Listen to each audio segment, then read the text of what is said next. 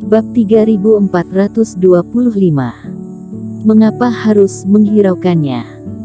Selanjutnya, dalam pengantar tentang Edric Qin, tidak ada hubungan dengan daratan Jiushu atau di antaranya. Kultivasi Edric Qin terus meningkat, sehingga keluarga Qin saat itu di tangannya dapat bersaing dengan Sekte Agung. Bahkan keluarga Bai, musuh dari generasi ke generasi, ditekan oleh dia sendiri. Selama puluhan ribu tahun Edric Qin memegang keluarga Qin, keluarga Bai bahkan tidak berani melakukan apapun. Namun kultivator keturunan yang mencatat silsilah juga menulis dengan keraguan, entah karena apa, meskipun Edric Qin berkuasa semasa hidupnya dan menekan master dari berbagai tempat, tetapi tidak pernah menikah dan tidak memiliki keturunan. Edric Qin terkagum, ini benar-benar seorang leluhur yang luar biasa. Dan nenek moyang keluarga Li setidaknya tidak salah memilih orang. Dia memberikan ketulusan cintanya untuknya, leluhur keluarga Qin juga tidak mengecewakannya. Di akhir silsilah, ketika Edric Qin tua dan mengundurkan diri sebagai kepala rumah, tidak ada informasi lebih lanjut lagi. Di akhir halaman, Edric Qin tidak tahan untuk bergumam. Kenapa tidak ada waktu kematiannya?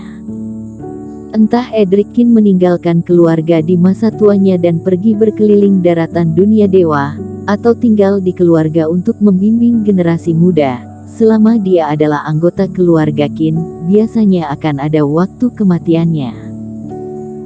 Karena ini tidak sulit untuk dicatat, setiap anggota keluarga Qin memiliki kartu kehidupan yang ditinggal di rumah leluhur. Selama meninggal, kartu kehidupannya akan segera menunjukkan.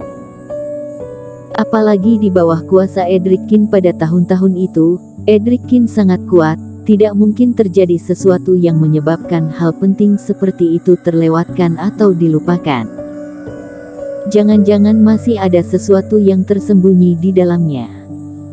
Edric Qin bingung, tetapi dia hanya bisa mengetahuinya ketika dia kembali ke daratan dunia dewa dan bertanya kepada para penatua keluarga Qin. Cahaya bulan seperti air, memancarkan dengan damai.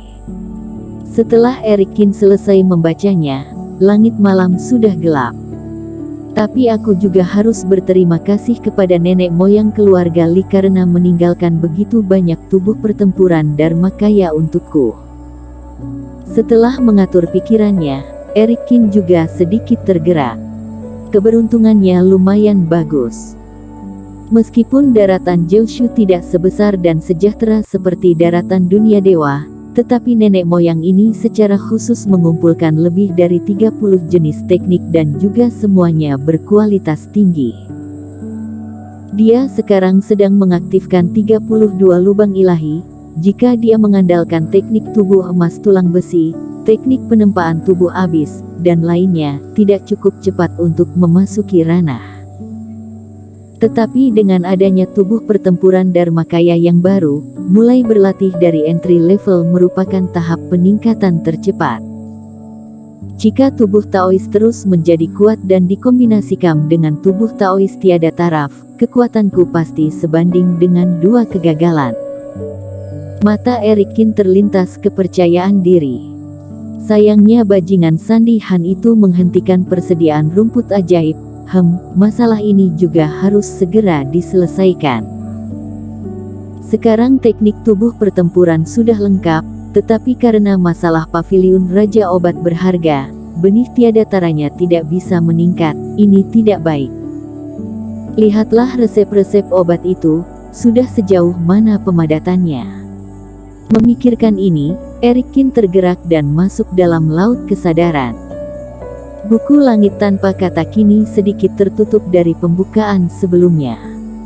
Seharusnya banyak resep obat yang telah disempurnakan. Melihat kondisinya, Edric Qin membalik kitab surga. Waktu itu dia membeli 24 jenis pil dewa di paviliun Raja Obat berharga. Dan saat ini buku Langit Tanpa Kata sudah menyelesaikan 22 jenis.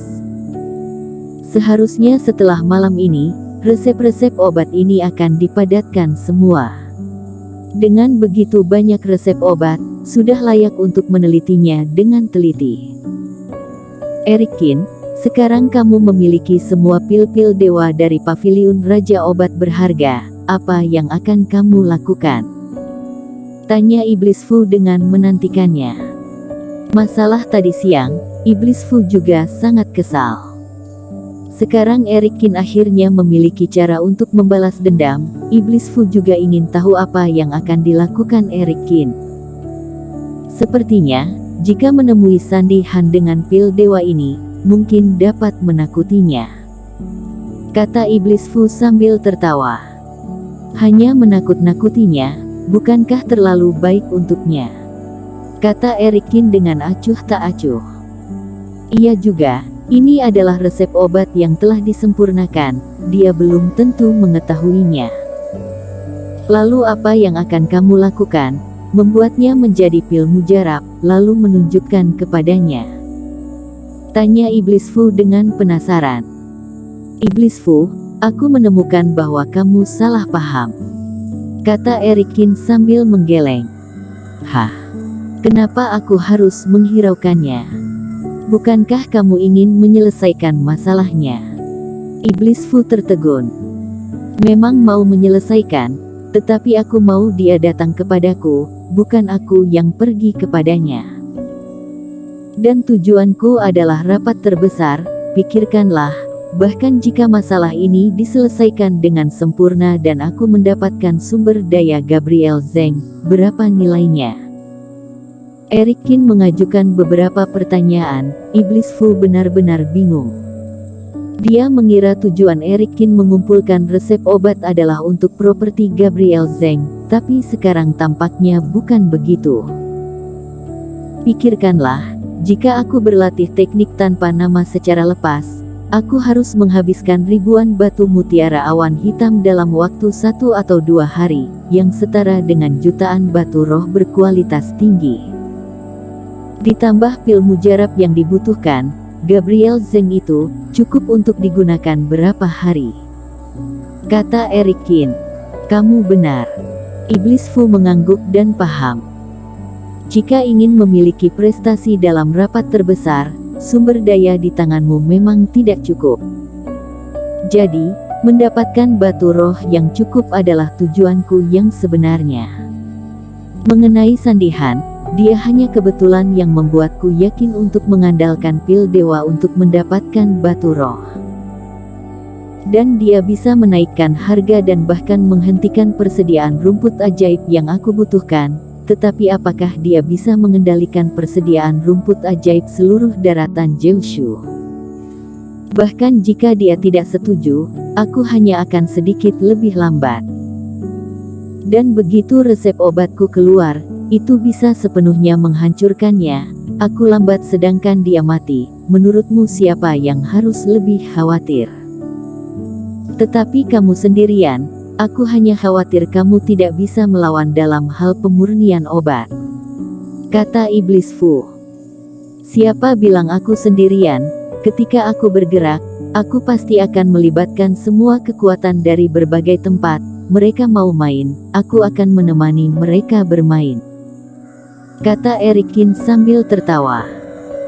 Dia datang ke daratan Jiushu dan mendapatkan banyak teman. Dia tidak sebodoh itu untuk memilih bertarung sendirian saat ini. Mata Iblis Fu sedikit bersinar. Jika Eric Kin bekerja sama dengan beberapa pihak dan memperbesar masalah ini sampai puncak, bahkan paviliun Raja Obat Berharga, kekuatan memurnikan obat nomor 1 ini mungkin akan menghilang dari daratan Jiushu. Sifat Eric Kin, Iblis Fu kurang lebih tahu. Entah tidak bergerak, atau sekali bergerak adalah gerakan besar. Selanjutnya, mungkin daratan Jiushu akan ada pertunjukan besar.